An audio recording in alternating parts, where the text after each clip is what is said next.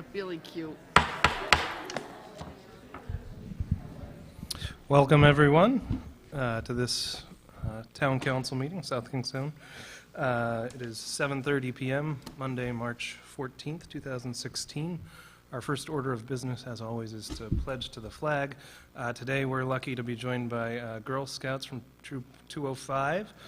So if you'd please come forward and lead us in the pledge, that would be great.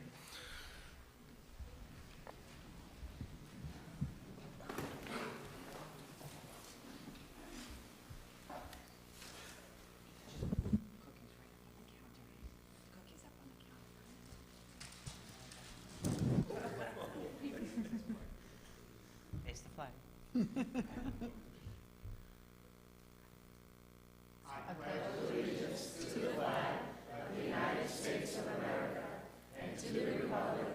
Stands one nation under God, indivisible, with liberty and justice for all. And don't go anywhere, because the reason we are joined here by these great Girl Scouts is to proclaim the week that's just ended as Girl Scout Week. And I will now read the proclamation into the record. Whereas Saturday, March 12, 2016 marks the 104th anniversary of Girl Scouts of the USA, founded by Juliette Gordon Low in 1912 in Savannah, Georgia. And whereas through Girl Scouting, girls grow in courage, confidence, and character, and learn to make the world a better place. And whereas throughout its long and distinguished history, Girl Scouts, the preeminent organization for girls, has inspired millions of girls and women with the highest ideals of character, conduct, and patriotism. And whereas Girl Scouting takes an active role in increasing the interest and skill levels of today's youth in math, science, and technology careers, and to fulfill our country's economic needs, and whereas through participation in Project Undercover, a council-wide community service project, every girl will learn that she can make a change for the better in her community. And whereas the Girl Scout cookie sale is the world's largest girl-led business, teaching financial literacy to girls of all ages, whereas the Girl Scouts of Southeastern New England, which serves 12,000 girls in the Rhode Island area, will be celebrating 103 years of an American tradition with more than 3.4 million current Girl Scout members nationwide. Now, therefore, we, the Town Council of the Town of South Kingstown, do hereby proclaim the week of March 6th through 12th, 2016 as Girl Scout Week in the Town of South Kingstown, and urge our citizens to support Girl Scouts in their endeavors.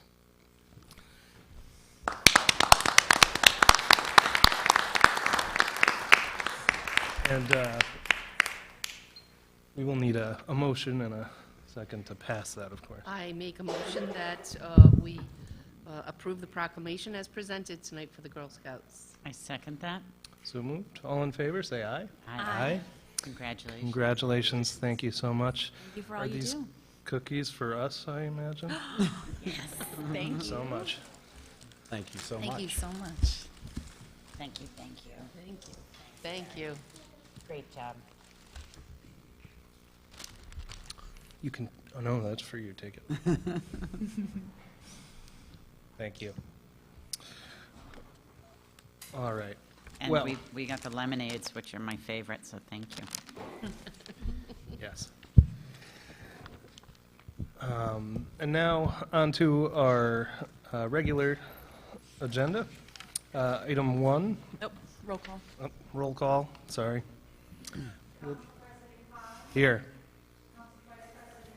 Here. Here. Here. Here. Thank you. And if I didn't make that clear, that was moving item 13B forward on the agenda. All right. Item 4 is the approval of minutes of previous meetings. I make a motion to approve item 4A and B. Item A is the work sessions from February 10th, February 22nd, and February 29th. And B is our regular session, which was held February 22nd, 2016. Second? So moved. Any discussion? All in favor, say aye. Aye. That motion carries unanimously. Item 5 on the agenda is the consent agenda. Do we hear a I make a motion? motion that we approve the consent agenda, item number 5, page Second. 1. So moved. Any discussion? All in favor, say aye. Aye. And that motion carries unanimously. Item 6 on the agenda, under licenses. A is a resolution granting a victualling license to Philippu's Twisted Pizza of Wakefield LLC, 28 Old Tower Hill Road of Wakefield. Application by Effie Lopez. Is Effie here? Please come forward to the podium.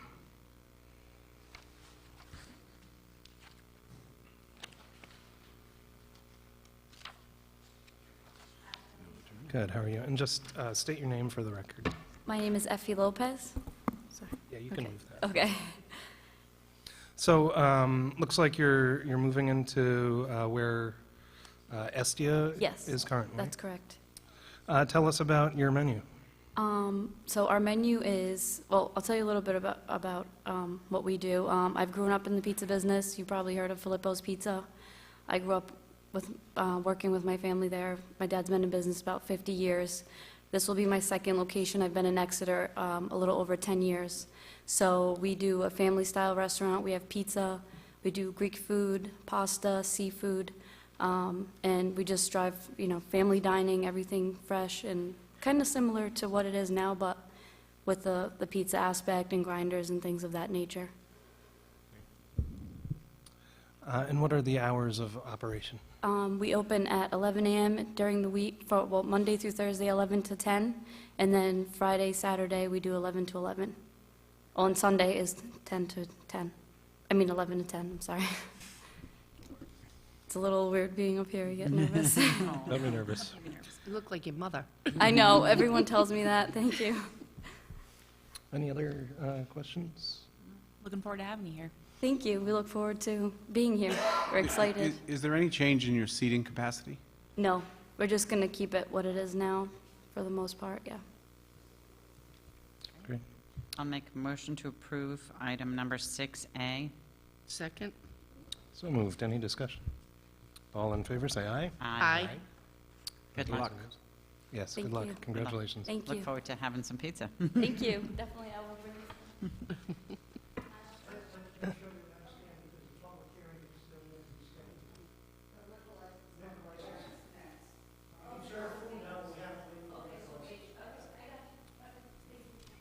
You might even have to come back.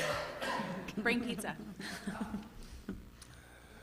Item B is a resolution granting a miscellaneous permit to conduct the Ocean State Tour to Cure bicycling fundraising event on Sunday, June 5th, 2016, at 7 a.m. to the American Diabetes Association, subject to the execution of a hold harmless agreement indemnifying the town, issuance of a certificate of insurance, naming the town as an additional insured for the event, in the amount specified by the risk manager, and approval of the Rhode Island Department of Transportation.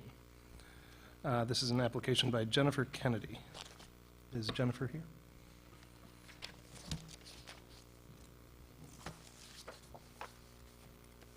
Welcome. Thank you.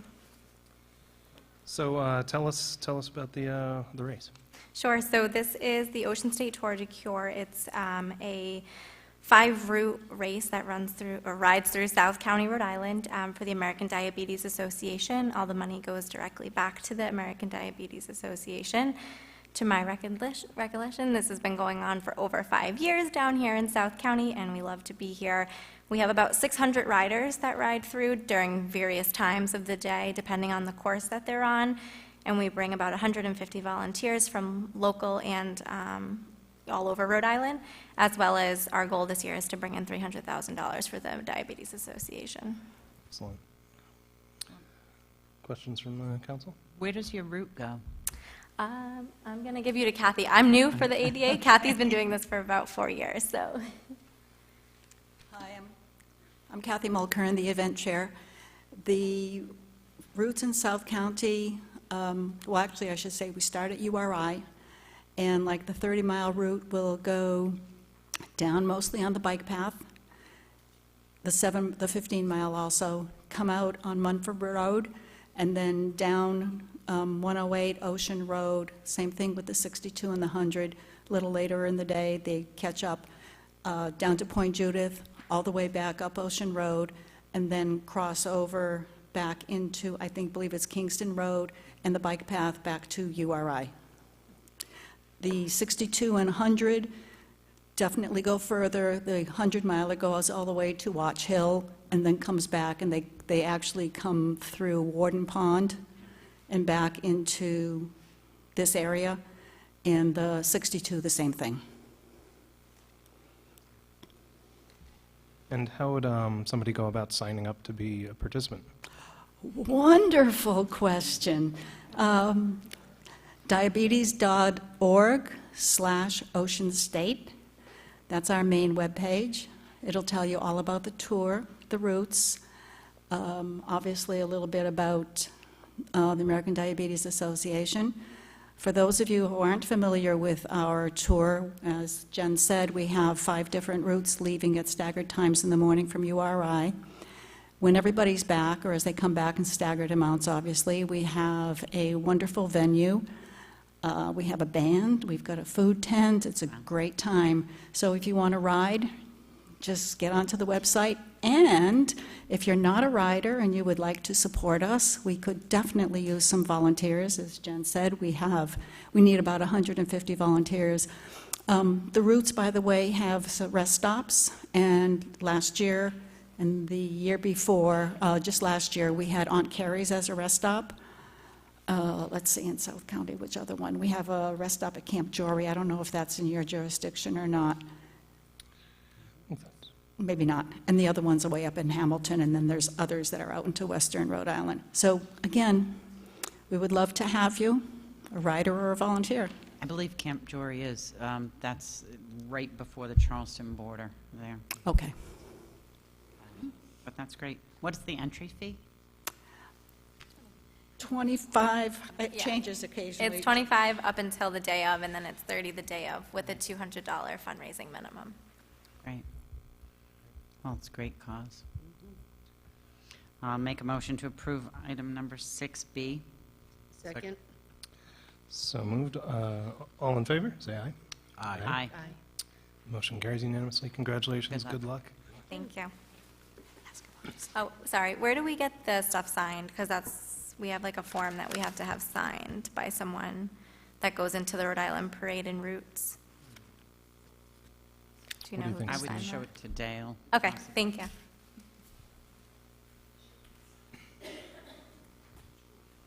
Item 6C is a resolution granting a miscellaneous permit to conduct the Crazy Coyote Chase 5K and 1 Mile Fun Run event on Saturday, April 9th at 9 a.m. At the Broad Rock Middle School. Wakefield, this is in Broad Rock Road, Wakefield, subject to the execution of a hold harmless agreement indemnifying the town, issuance of a certificate of insurance, naming the town as an additional insured for the event, yada, yada, approval by RIDOT, and conditions of approval set by the Transportation and Traffic Review Committee. Application by Molly Rodriguez. There you are. Hello. How are you doing? I'm doing well. Good. Tell us again about Crazy Coyote Race. Okay, this is the 4th annual running of this Crazy Coyote Chase, and the object of this fundraiser is to raise funds for various things like the technology fund, playground equipment funding, money for leveled libraries in each classroom, various enrichment programs. So it's been quite successful in the past. We expect about 200 runners. Excellent. This race has definitely been increasing in popularity, I've seen, yes. I think so. Yeah. I hope so. Yeah, we're trying to get more runners, and I don't have cookies, but I do have some applications if you're interested in running. About how much money did you guys raise at last year's event? Last year we netted 8,300. Oh, great. Yeah, That's fantastic. it's good. And how do people sign up to There are enter? 2 ways. There is an online registration through active.com. And the website is linkable through, or that link is on our Facebook page. We also have a dedicated website or you can find the link and the paper registration. And the paper registration will save you money. And also, if you use the paper registration and you're signing up for families or groups of 3 or more, you can get a discount on the 5K registration. Where's your route? Do you want to just go over it It goes through real the Oaks. From Broad Rock School, we go down Oak Road. I'm not sure the names of the roads right Right, now. that's but, fine. But it loops back on itself and then back into the neighborhood. And it starts at, It starts and ends at the school. excellent. Yeah, and hopefully, if the weather is good, a lot of it can be outside. The post-race activities can be outside, and we usually have Rockwall come, so we expect the same thing this year. Yes. That's great. Do I hear a motion? I'll make, Yeah, go sorry. ahead. I'll make a motion to approve item number 6C. Second? So moved. Any further discussion? All in favor, say aye. Thank you very much. Congratulations, Good good luck. Thanks. You can leave some applications on the table. I'm sure a bunch of the people here would love to run. Excellent, thank you. Item 6D is a resolution granting a miscellaneous permit to conduct the 7th annual KIAI. Ki. KIAI? That's a hard word. 5K road race on Saturday, May 14th, 2016, to the Karate Instruction Assistance Initiative. See, it's an acronym. Of Wakefield, subject to the execution of a hold harmless agreement indemnifying the town, issuance of a certificate of insurance naming the town as an additional insured for the event, in the amount specified by the risk manager, approval by RIDOT, and any conditions of approval set by the Transportation and Traffic Review Committee. Application by Julie Conti. Is Julie here? Perhaps not. Regardless, I believe this has gone before traffic. I'll make a motion to approve agenda item 6D. Second? So moved. All in favor? Aye. I would say aye. I would also just like to add that this is a race that has been going on for years and years and has never had an issue. I know Ichiban Karate, this is their event, and it's always been very well received. So, Great. So that motion carried unanimously. 6E is a resolution granting a miscellaneous permit to conduct the Race the State event on Saturday, August 7th, 2016, to Manuka Sports Event Management. This is subject to the same exact things I've said before, and proceeds benefit the Special Olympics of Rhode Island, application by Juliana Barbieri, managing partner. Juliana. Hi there. How are you? Good, how are you? Feel free to move the microphone down. All right, there we go. So tell us about your This will be the second year that we're running Race the State. We have not changed the course at all through South Kingstown. It's exactly the same as last year. The race itself is an endurance event, starts in Tiverton and finishes in Westerly. It's 53 miles with running, cycling, stand-up paddleboarding, and kayaking across the state. South Kingstown is the final stage of the race. After the kayakers arrive at URI, at the GSO school, they'll get on their bikes, and South Kingstown's a pass-through town, and they will ride to Westerly and finish there. Sounds exciting. Yeah, it's good. Any questions? Where does the money that's raised go? The Special Olympics Rhode Island, and how would you go ahead and sign up for this? racethestate.com. I'll make a motion to approve item number, I believe it's 6F. E. E. Sorry, E. Second? So moved. Any further discussion? All in favor, say aye. Aye. Thank you very much. Have a great night. Good luck. Motion carries unanimously. 6F is a resolution granting a miscellaneous permit to conduct the 29th annual Narrow River Road Race on Saturday, May 14th, 2016, at 10 a.m. to the Narrow River Preservation Association. subject to all those same things. And this is an application by David Smith. I saw. There he is. We're the second race on the 14th. Now River Road Race, this says 29th running of the race, features a 10K run, a 5K run, and a 5K walk.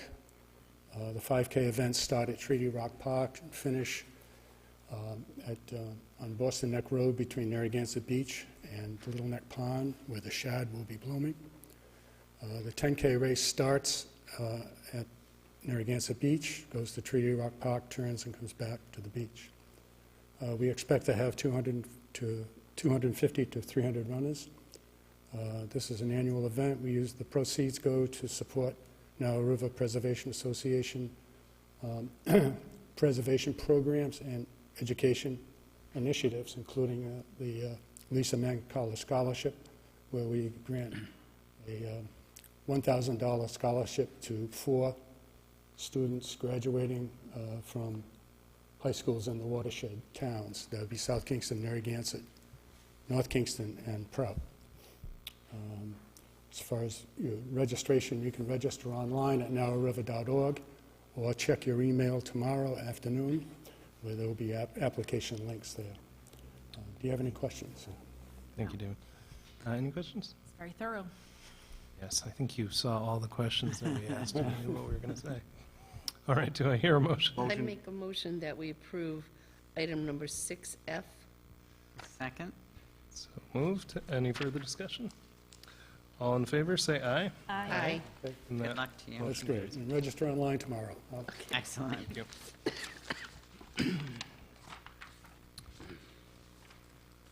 All right, that brings us to the end of section 6.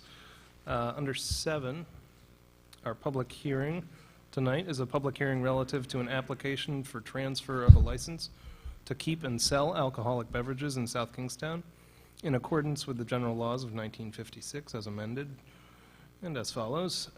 Transfer of a Class B victualler liquor license from Pegasus Pizza, Inc., doing business as Estia Restaurant and Bar by Eleni Fotopoulos at 28 Old Tower Hill Road, Wakefield, Rhode Island, to Philippou's Twisted Pizza, Wakefield, LLC, by Effie Lopez of 28 Tower Hill Road, Wakefield, Rhode Island, for the dining rooms and bar area in accordance with a special exception granted by the Zoning Board of Review on September 19th, 1990, and as further defined in a site plan dated February 16th, 2016, on file in the town clerk's office.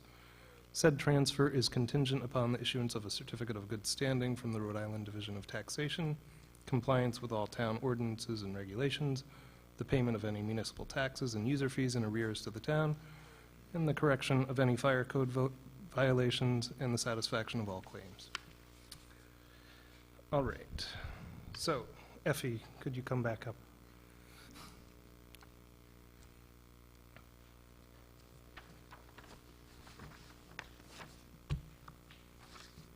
Hi again. Hello again.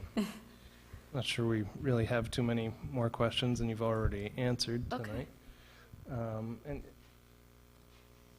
any questions? Great.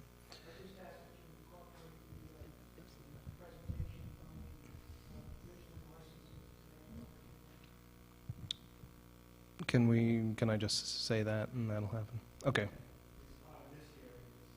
Yeah, as part of this hearing, we're going to include what was said during the licensing hearing.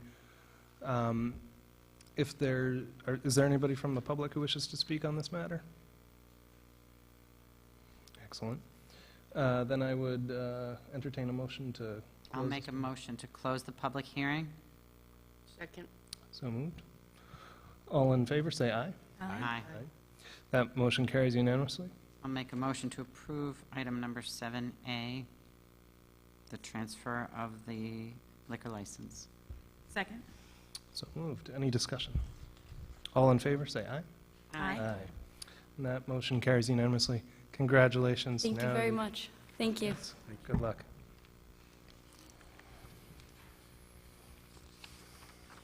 Item 8 on the agenda, communications. 8C is a resolution adopted February 25th, 2016 by the Foster Town Council. It's in support of the formation of a coalition among Rhode Island's regional school districts. It's been received and placed on file. What do we want to do with it? As discussed in the work session, I think we would like to just place this on file. So I'll make a motion to place on file item number 8C. Second. So moved. Any discussion? All in favor, say aye. Aye. That motion carries unanimously. 8D is a communication dated February 23rd, 2016, from Laura Lee Austin, inviting council members to attend a dedication ceremony for Brandon Michael Austin Court on Saturday, May 7th, 2016, and it's been received and placed on file. What are we going to do with it? I think we can certainly, I look forward to going. It's been on my calendar. I do know Laura Lee well, and she's done a very nice job celebrating her son's life. This dedication ceremony of this basketball court, which is right behind Dam Street there, behind the pump house, is really going to be a great day. Anyone that can attend this ceremony really should. It's on May 7th. She's put a lot of work into it, and it will be in the memory of her son. So I certainly accept the invitation. I know all of the council members will do everything in their power to be there that day. It's not always possible for us all to be everywhere, but those of us that can certainly will. So with that, I'll be there in spirit. right. So I don't know what we do with it. I'll make a motion to Place it on file. receive and place on file item number 8D. Second. So moved. Any discussion? All in favor, say aye. Aye. That motion carries unanimously. 8E is a communication received March 7th, 2016 from Wendy Bowen requesting town council adoption of a resolution in support of House Bill 2016. H7243, an act relating to criminal offenses, weapons, and any and all legislative proposals that would provide that only peace officers and persons approved by the school authorities may carry firearms or other weapons on school grounds. It's been received and placed on file. What are we going to do with it? Is she here? I believe she was here. Wendy. Okay, come forward, Wendy, please. Peace officers. There's a, instead of peace officers, the typo there. Oh, okay. Okay. Thank you. All right. So can you tell us a little bit more about the legislation? Yeah. Currently, the law provides that no person shall have his or her possession any firearm or other weapons on school grounds, which means the property of a public or private elementary or secondary school, plus school buses, fields, with the exception of people who qualified for concealed carry permits. And with this, that they can carry the weapons everywhere, including the schools, but not in Rhode Island courthouses, airports, and most government buildings. There's no registry where they are signed up, so no parents, school administrators, or police officers have no idea at any time who could be armed. So that could be teachers, could be administrators, could be your custodians, any school staff. My background is that I was a teacher at the time of the shooting in Newtown. I retired 2 years after the shooting, and I've devoted my life to working on preventing future gun violences by two things. One is common sense gun laws, and the second piece is preventing by working with schools using restorative practice and nonviolent tools. So that's the two things I do now.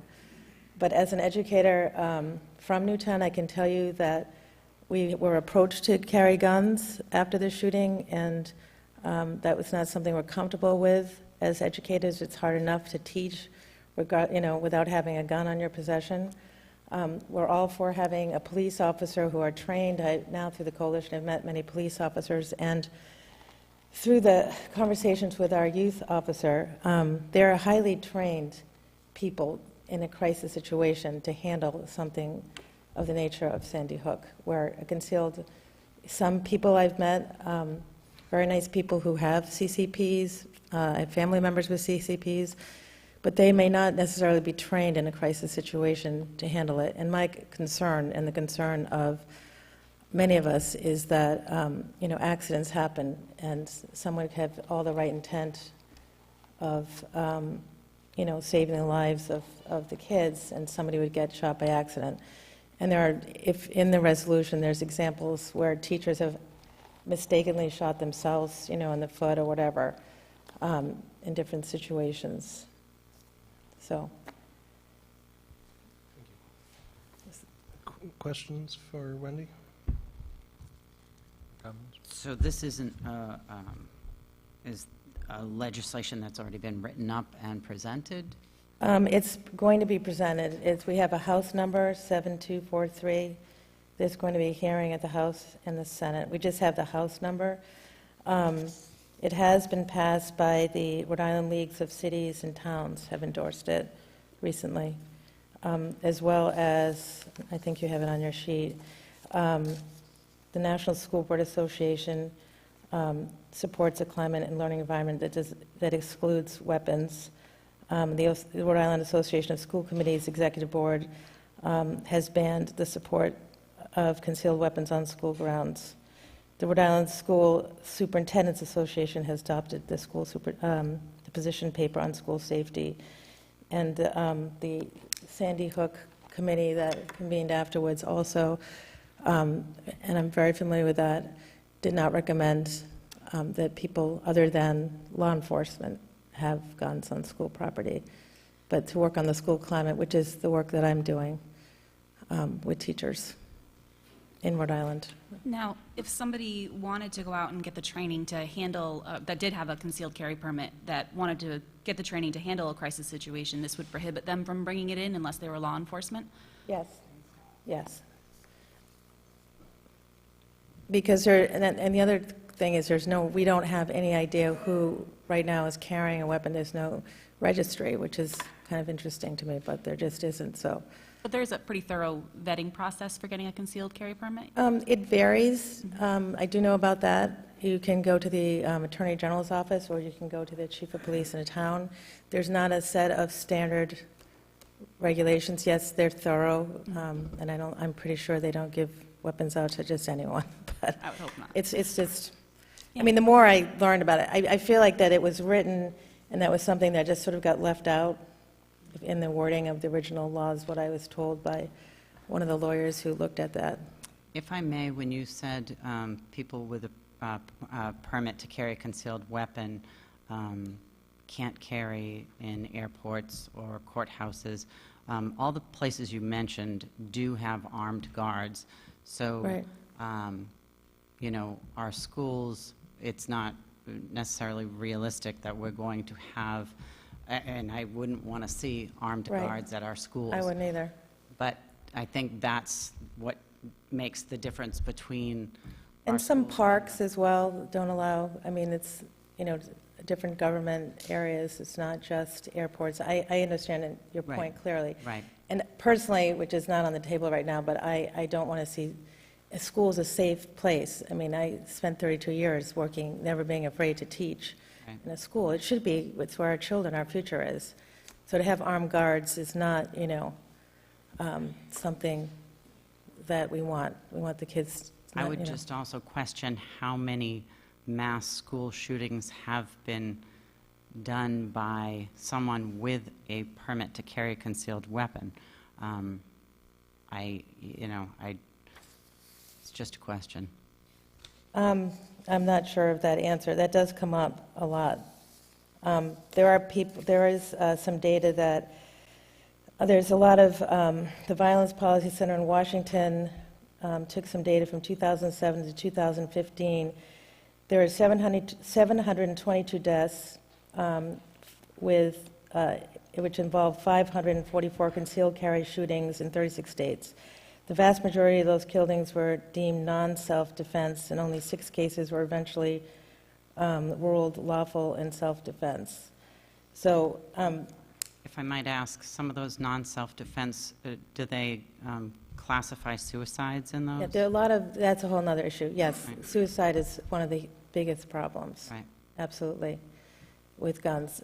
And I am not against people having guns. I come from a family of hunters and all of that. I just don't think as a teacher, it makes me uncomfortable to know that anybody could be carrying a gun, just knowing, in the school that comes on school property. Even maybe people just visiting, too. I mean, they're not going through a metal detector or anything like that. And again, do we want to go to that extreme? I don't think so. I don't think it's necessary to protect our children to allow people to have. I think it's more of a risk than something that would save some lives. It'll be interesting to see what happens with legislation, With what? the legislation Right. of this. Right. Would it be inappropriate to ask the chief for his insight on this matter? Or- I mean, I just value his opinion in these kind of things, and I know we have the school resource officers. Do you mind? If you don't mind. I'm going to switch places.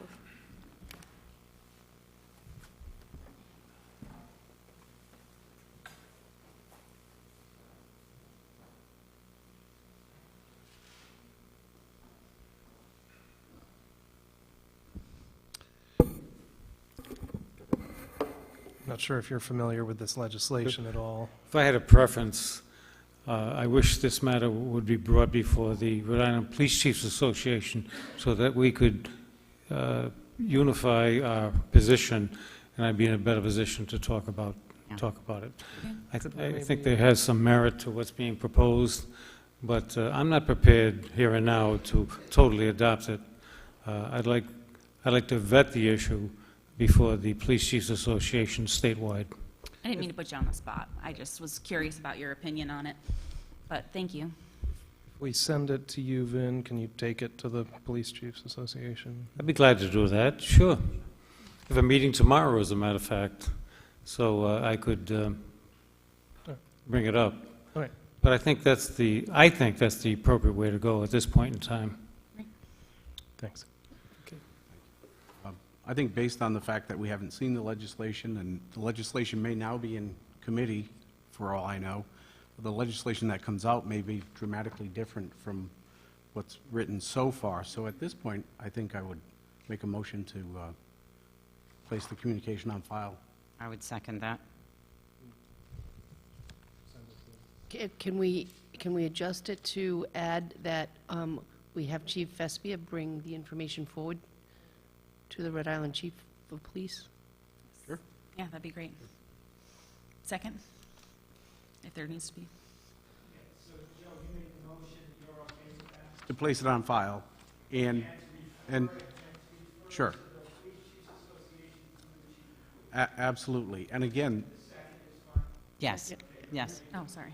yes. and again, the legislation may be dramatically different than what we're looking at Right. today.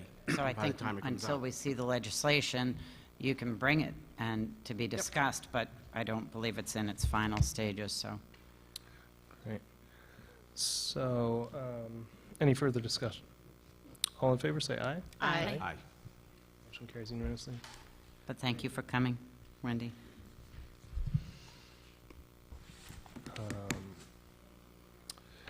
I believe that brings us to the end of 8 and to number 9, comments from interested citizens. And this is your opportunity to come up to the podium, state your name for the record. I see you're there, Dick.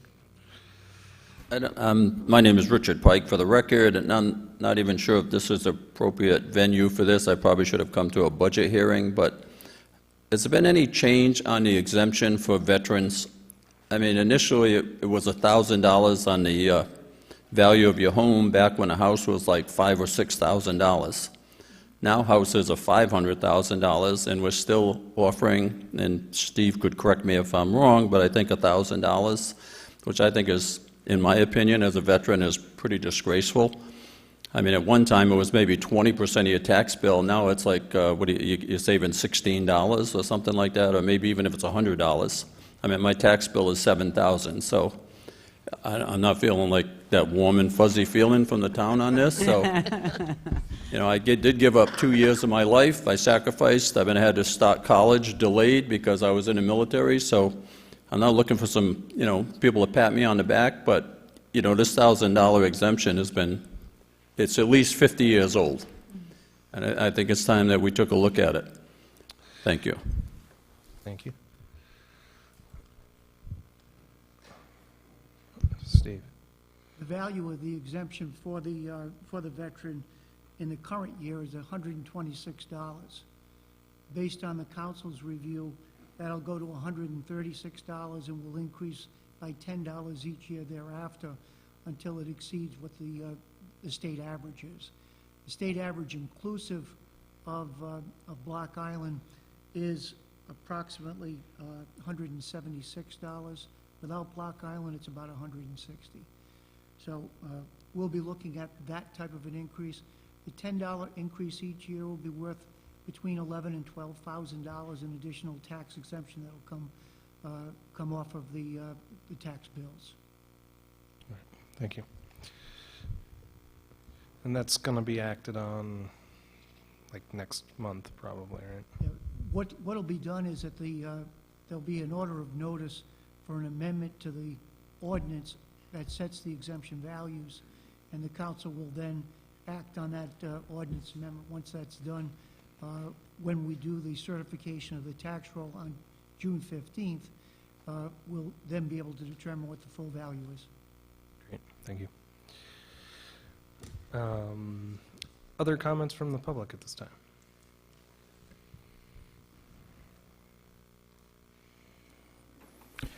Hi, good evening, Jim O'Neill, Matunic.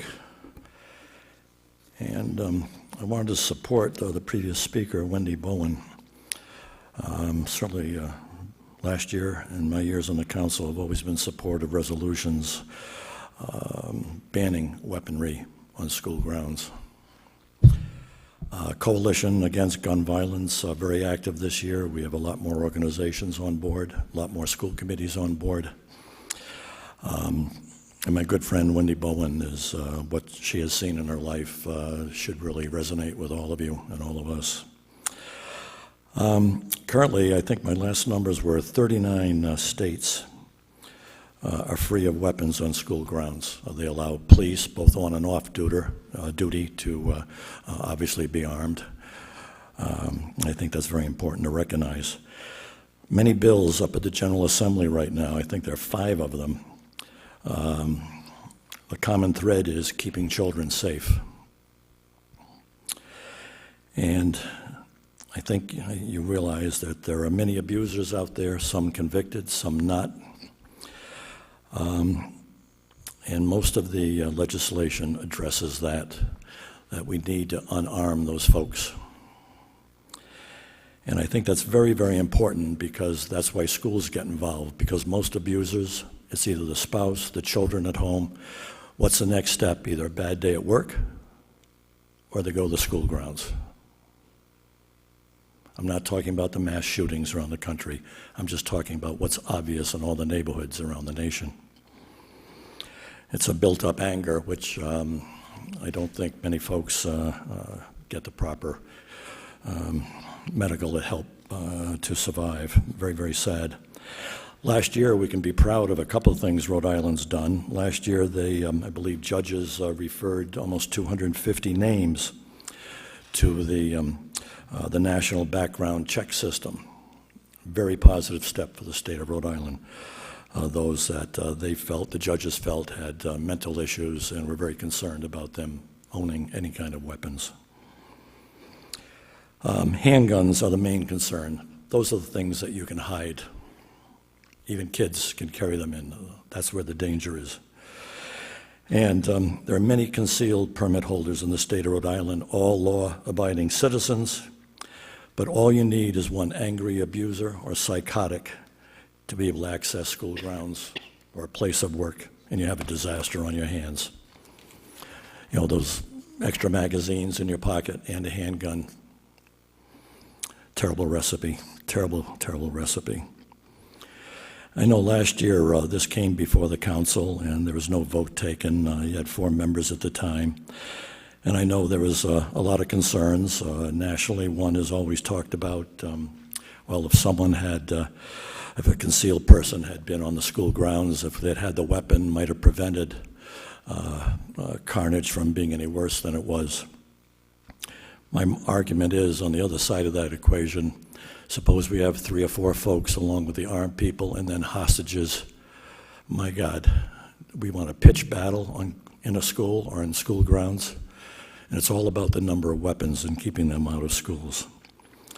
So in terms of risk, you know, I'm not here to talk about assault weapons or terrorist organizations. Nationally, I think the government is beginning to look at that more seriously.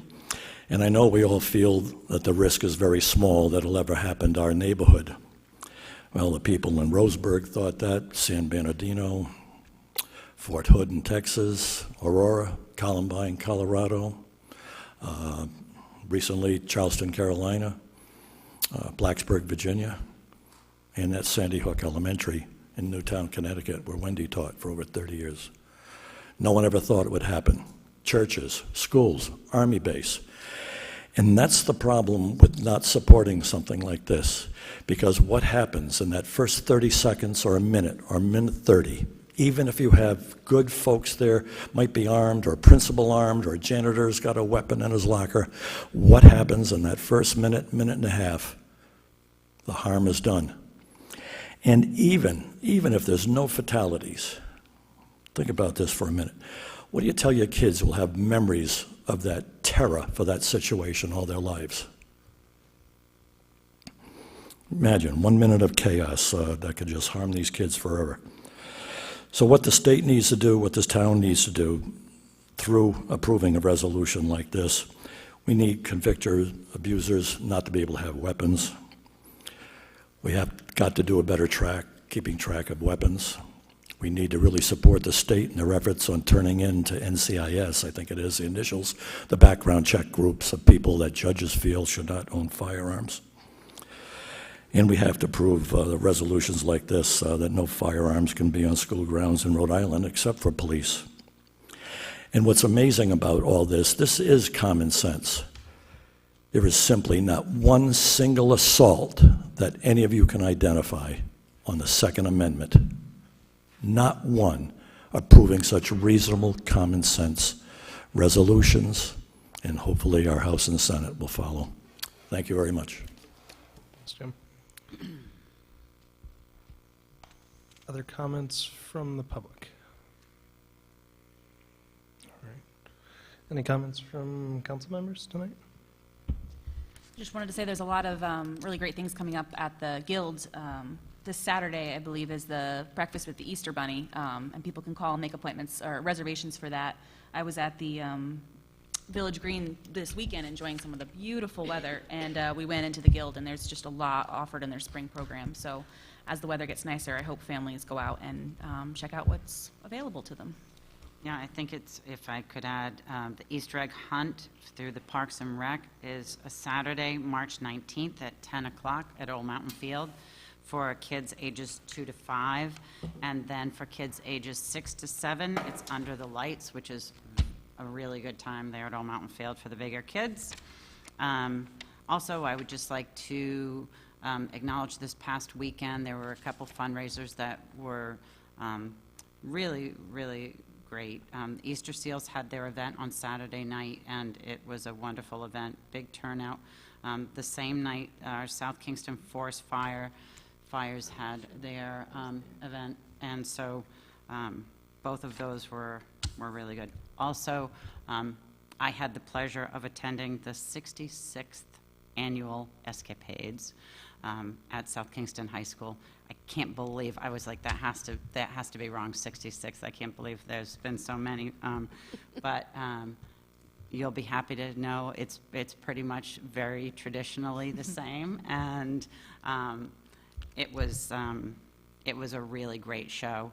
I certainly felt a little old sitting back there, remembering back to mine, but because, of course, mine was held before the auditorium was built when we did ours at the junior high school. But the 66th Annual Escapades was a great time, and they dedicated their show to Mr. O'Malley, who is retiring this year and has really been a wonderful teacher at our school, so he will be missed. So. Well, wearing my green jacket, I would be remiss if I didn't say Happy St. Patrick's Day and Happy St. Joseph's Day, Joe. And that brings us to the town manager's report. I have nothing other than the items that are on for new business this evening. Listed there. No, it's good to have you Good to back. have you back. Were there any reappointments to be made? No. And that brings us to 13 on the agenda, new business. 13A is a resolution adopting the FY 2016-2017 Town Council preliminary budget as presented in the town manager's FY 2016-2017 proposed budget, subject to a couple of amendments. I think you have those written down, Steve. First amendment is to increase the contribution made by general fund to the Washington County Coalition for Children from $800 to $1,000, increase $200. Second change is to provide first-year funding to the Southern Rhode Island Volunteers at the level of $2,000. Total increase $2,200 as far as amendments to the budget. The manager's proposed general fund at $23,191,555 shall now read $23,193,755. The town manager's proposed budget is inclusive of 10 funds. The only amendments that have been offered by council this evening were those associated with the general fund. Thank you. Do I hear a motion? I make a motion to approve item 13A as presented with the amendments that Steve has read. I second that. So moved. Discussion. I'd like to congratulate the staff on doing a great job. This new format was much easier to work with. As I stated last week with the school committee, I have some real concerns about a school budget that continues to grow at a fairly sharp rate with declining enrollment.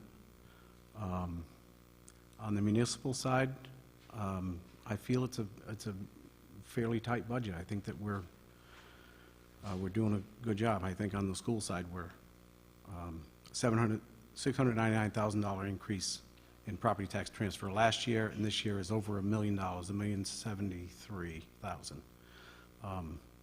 So I will have a problem supporting the budget based on that. But again, lots of great work, and I feel on the municipal side it was very efficient. Thank you, Joe. Other comments? I'll speak to a little bit to what Joe said, too. I mean, we talked at length during our work session earlier this evening about the school budget and the increases that we're seeing.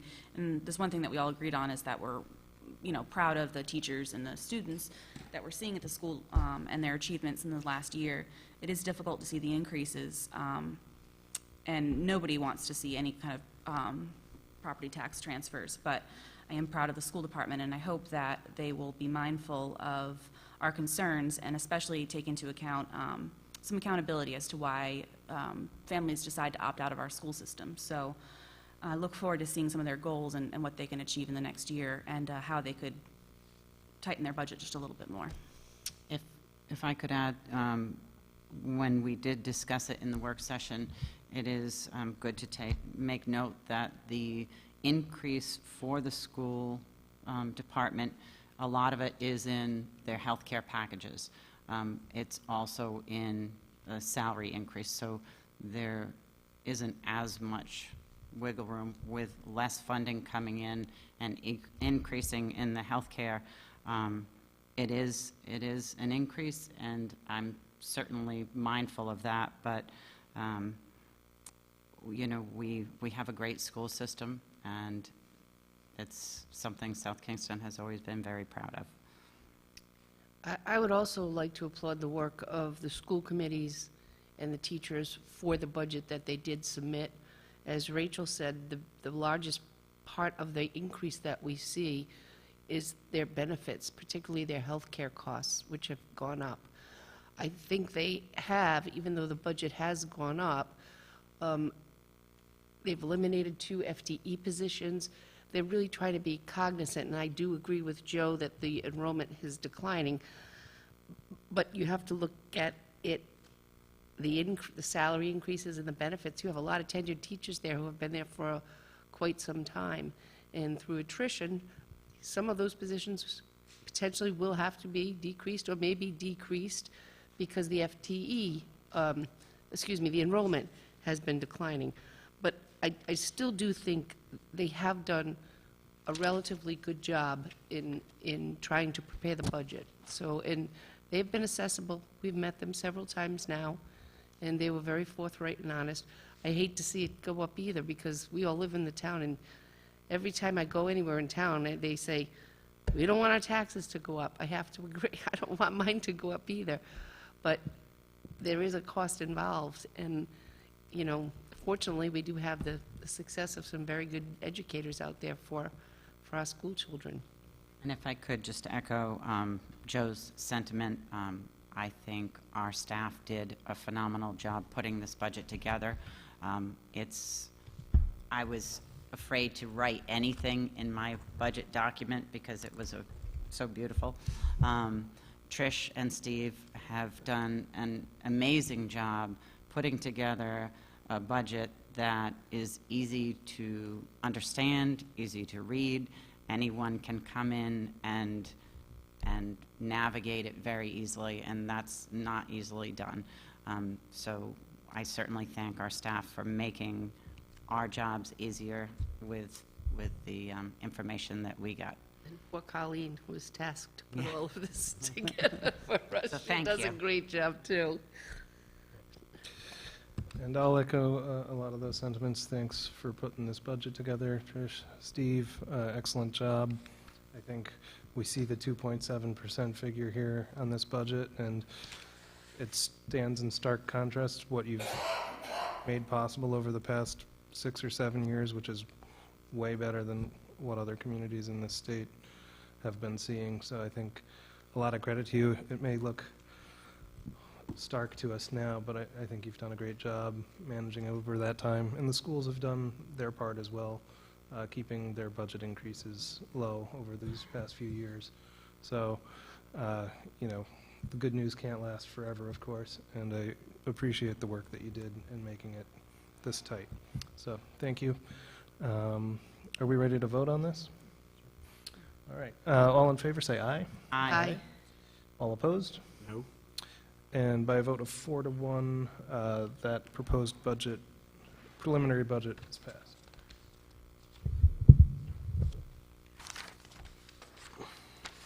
$13D is a resolution no, we're not going to do this. Should we continue that to the next meeting? Yeah, let's continue it to the next meeting. I know the person who wanted to apply hasn't submitted their application yet.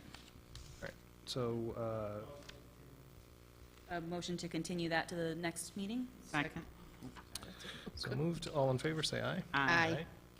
That motion carries unanimously. 13E is a resolution adopting the town beach policy for the 2016 season, as shown on Exhibit 1 attached to your agenda, amending the town's schedule of fees, as further described in a memo from the Director of Leisure Services to the town manager on March 2nd.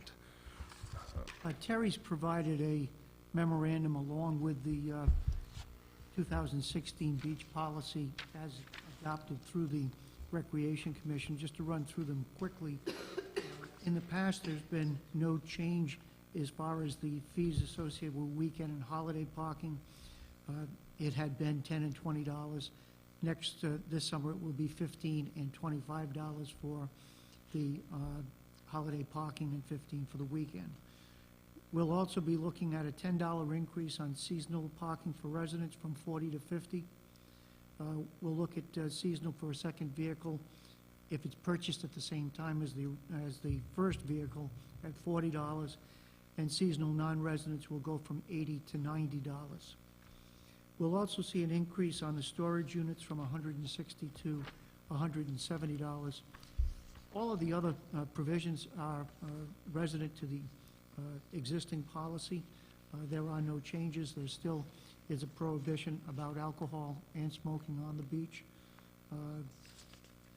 And we will be looking to increase the enforcement on both of those provisions this season. Thank you. Do I hear a motion on 13E? I actually had a question first, if that's all right. I know in the general rules and information that it says that smoking is prohibited. Is that well signed at the beaches? Because I do hear from residents that in the summertime, a lot of times there'll be somebody smoking on the beach and they're not sure how people are notified that there is. There are signs that are posted for that prohibition on both that and the alcohol use. The problem is enforcement.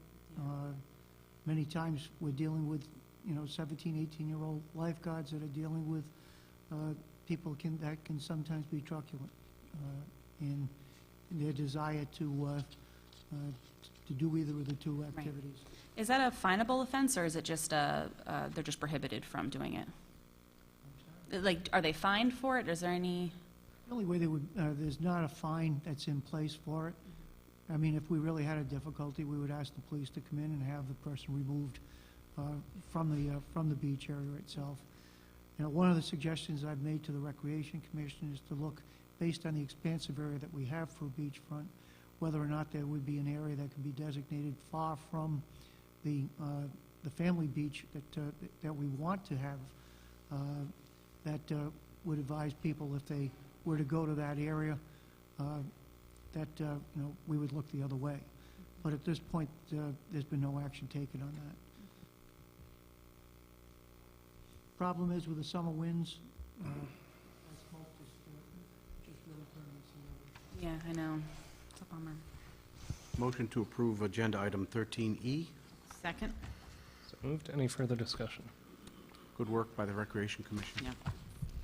Thank you, Terry. I can't wait to get my beach pass. All right. All in favor, say aye. Aye. Any opposed? All right, that motion carries unanimously. And that brings us to 13F, a resolution authorizing an award of bid to Atlas Pyro Vision Entertainment Group of Jaffrey, New Hampshire, for the 2016 4th of July fireworks display. This is in accordance with all bidding specifications in an amount not to exceed $18,250. It's further described in a memo from the Director of Leisure Services to the Town Manager, March 3rd, 2016. Once again, Terry is looking to use Atlas Pyrovision. They are the company of record that has been there for the last 19 of the 20 years that we've had excellent shows. When we put this out to bid, we had expected more than one bid, but Atlas has come in as the sole bidder this year. One of the things that we do with the bidding documents is to require documentation on the number of shells that are going to be included in the show, as well as the size of the shells, which is included on her memorandum. I'd remind the council that overall budget for 4th of July is around $28,000, of which $18,250 would be for the fireworks itself. That's not inclusive of what we have for public safety activities during that day as well. Recommend that the council award as presented on the agenda this evening. I'd like to make a motion to approve item number 13F. Second? So moved. Any discussion? I just had a quick question. The funds that are collected at the Old Mountain Field during the display, what does that go towards? They come as a miscellaneous revenue to that to the Leisure Services program. Okay.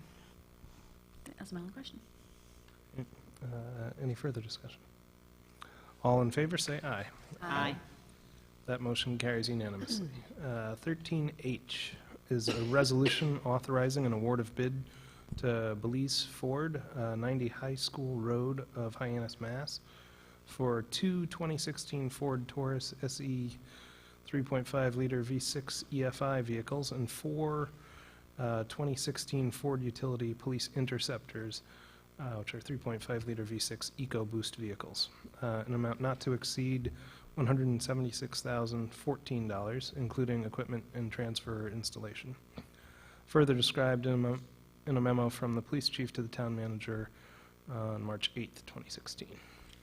As the chief noted in his memorandum, budget-wise, we were intending to purchase 1 SUV and 3 sedans. Based on a review and funds available, he's requested to amend that to provide just for 4 SUVs. Each of those would be the Interceptor, Ford Interceptor. I support the recommendation. I think it's a better vehicle for the uses that we put them to in the field, so I would support his recommendation as presented here. Do we hear a motion? I'll make a motion to approve item number 13H. Second? So moved. Any discussion? All in favor, say aye. Aye. And that motion carries unanimously. 13I is a resolution authorizing an award of contract to Ryco USA, Inc. of West River Street in Providence for 2 multifunction color copiers per the State of Rhode Island Master Purchasing Agreement, number 337, an amount not to exceed $12,688, and is further described in a memo from the police chief to the town manager dated March 9th, 2016. As I noted in the pre-session, what we're looking to do is to do away with a number of printers throughout each of our different buildings and replace those with multitasking copy machines that can either do scanning, printing, or receiving electronic copy. What we'll also do is to have a maintenance contract that will be one universal contract that will be for all the municipal buildings, and hopefully be able to provide greater accountability in how we're spending print dollars. Okay. I'll make a motion to approve item number 13K. Aye. Sorry. I'm skipping ahead. 13I. Second? So moved. Any discussion? All in favor, say aye. Aye. And that motion carries unanimously. 13K is a resolution authorizing a waiver of the municipal building permit fees, soil erosion runoff and sediment control permit fee, and utility-related permit fees for the South Kingstown Community Recreation Center project, further detailed in a memo from the Director of Leisure Services to the town manager on March 7th, 2016. The Recreation Center full fees would be approximately $47,000. What we're looking is a waiver on building, plumbing, electrical, as well as utility fees, estimated value of about $32,880. It doesn't make a lot of sense for the town to have one fund paying another fund for services that are going to be rendered. I would note that we have paid about $13,700 in fees, and that would be for Union Fire District as well as the state surcharge on our building fees. One other fee that the facility will be responsible for paying will be on the sewer surcharge, which is a charge for the volume of water use that they will have going through that facility. We're still calculating that number, but that's not included within the request for waiver this evening. Thank you. I'll make a motion to approve item number 13K. Second. So moved. Any further discussion? All in favor, say aye. Aye. Aye. And that motion carries unanimously. 13L is a resolution authorizing the town to enter into an employee benefits membership participation agreement with the RI Interlocal Risk Management Trust for the Trust Health Pool and the Trust Dental Pool, effective July 1st, 2016, as presented in the proposal dated December 21st, 2015. And further authorizing that a written notice be given to West Bay Community Health no later than April 1st, 2016, that the town intends to withdraw its participation effective June 30th, 2016, and as further described in a memo from the Finance Director to the Town Manager dated March 2nd, 2016. There are two different means of providing for health care coverage. with large groups like the town and school. Currently, the town and the school department are provided with Blue Cross Blue Shield of Rhode Island coverage that's administered by Blue Cross but managed as a self-funded arrangement with West Bay Community Health. What that means is that whatever the costs are that are incurred for the medical services as well as the administrative expenses are the full costs that the town would pay over the course of the fiscal year. Another method that's employed is a fully funded, which is what most people would have that are buying insurance directly, which is a guaranteed price or a fully paid price for what the premium would be. That would be that there would be no increase even if the cost of the services exceeded what the premium was. Obviously, if we were to spend less in terms of actual incurred services, that money would stay in a pooled environment. The Rhode Island Interlocal Risk Management Trust provides a fully insured program. With that program, at this point, there's about 44 Rhode Island entities, of which 23 are cities and towns and 14 are school districts, that pool their health care services through the trust itself on a fully insured basis. We wish to evaluate how we do provide for medical costs to ensure the best efficiencies for the town and the school department.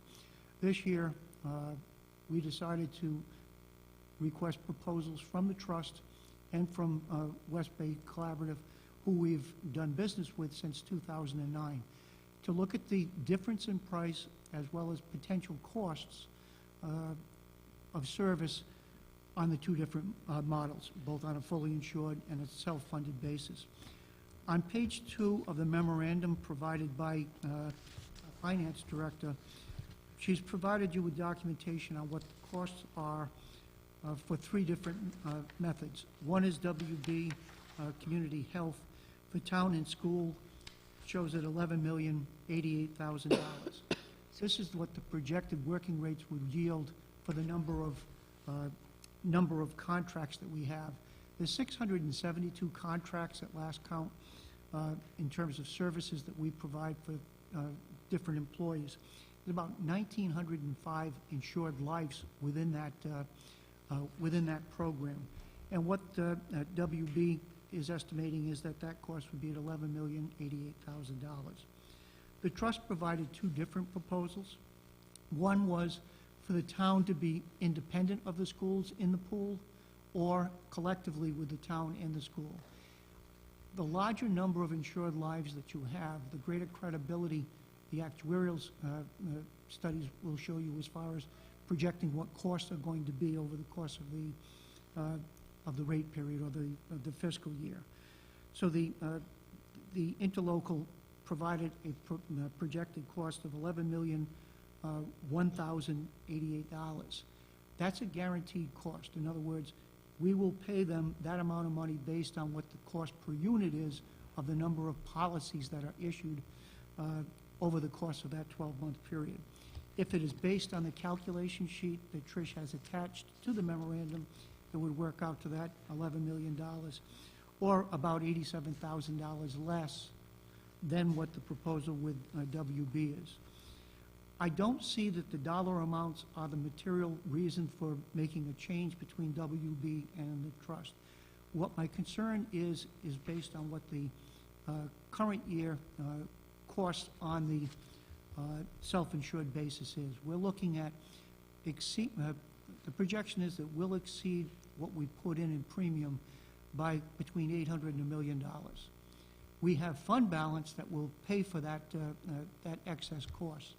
But when we look at the 16-17 year, what we're looking at is that when we look just at health care, at the health care cost itself, we're looking at around $10,330,000 in total cost. Guaranteed, can't go higher. We're looking at spending $10,375,000 potentially in the current year, which is obviously more than what the guaranteed price would be for next year. without assuming any type of medical cost increases in the cost of service going forward. There could be reductions. We could see less healthcare expenditures in 16, 17 and spend less than that $10.3 million, which would be a benefit if we were on a self-funded plan. But we also think that it's in the town's best interest to fully insure at this point. If we change administrators and go with the trust, we'll really be looking at a 3-year commitment. 1-year commitment as far as rates are concerned, but really a 3-year commitment, because if we were to leave in advance of 36 months of membership in that program, we would look at a penalty fee equal to about 1 month of premium, which would be considerable in the $600,000 range. So what we're looking at this point is a full recommendation to move the book of business, to go from WB to the insurance trust. We're also looking at moving the health and dental. When we put the proposals together and asked for proposals from the 2 administrators, we asked for full packets. Obviously, if we stayed with WB as far as the dental is concerned, the price would have savings to it. We're looking at what the bottom line is for both health and dental, and looking to move both of those service costs for 16, 17, and going forward. I can answer any questions that you have. I think we've given you considerable detail. I would also note that the school department, at their meeting last Tuesday, school committee passed a resolution indicating that the schools would abide by whatever decision the town makes, or the council. So what we're asking you tonight to do is to approve moving the municipal health care program to the insurance trust, and that will also mean that the schools will follow and will have one plan for one pool. We will go into the pool with both the school and the town as a single account. I mean, this is a major contract. We're talking $11 million out of an overall budget of $92 million. So it's over 10% of the cost. I want to thank Trish for doing a great deal of detailed review and meeting with each of the companies. We've had a lot of give and take in terms of the explanation. I don't want this at one moment to think that we're saying anything that we don't want to stay with WB because of service. West Bay Collaborative has been an excellent partner with us since 2009. And in fact, we've been able to build an undesignated fund balance as a result of working with them.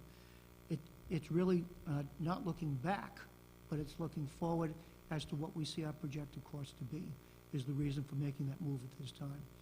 And also, for full disclosure, I want to make it clear that I do serve as the chairman of the Rhode Island Interlocal Trust. I have served in that position for over 25 years. So I think it's clear that I'm not looking to bring business to them since we've been doing business with WB since 2009. My job is to make sure that the town of South Kingstown receives the best program in terms of projected costs, and that's what my recommendation is based on. It has no relationship to the volunteerism that I provide for that organization. Thanks, Steve. Do I hear a motion? Make a motion to approve agenda item 13L. Second? So moved. Discussion?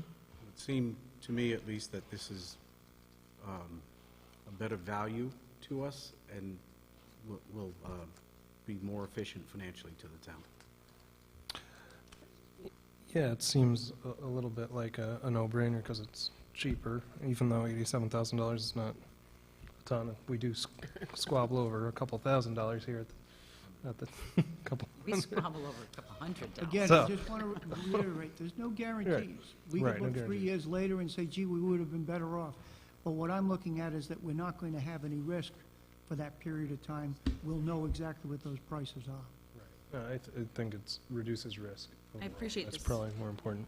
I appreciate the thorough memorandum explaining it all. I mean, it really hit every question we could possibly have, so I appreciate that and the work that you guys put into it. Any other comments? All right, all in favor, say aye. Aye. Aye. And that motion carries unanimously. And that brings us to the end of the agenda. I would entertain a motion to adjourn. I'll motion to adjourn. Second? So moved. All in favor, say aye. Aye. Any opposed? Thank you, Rachel. Happy. No. I would like to Motion say carries really quick, unanimously. happy birthday to Meg. Thank you. Hey.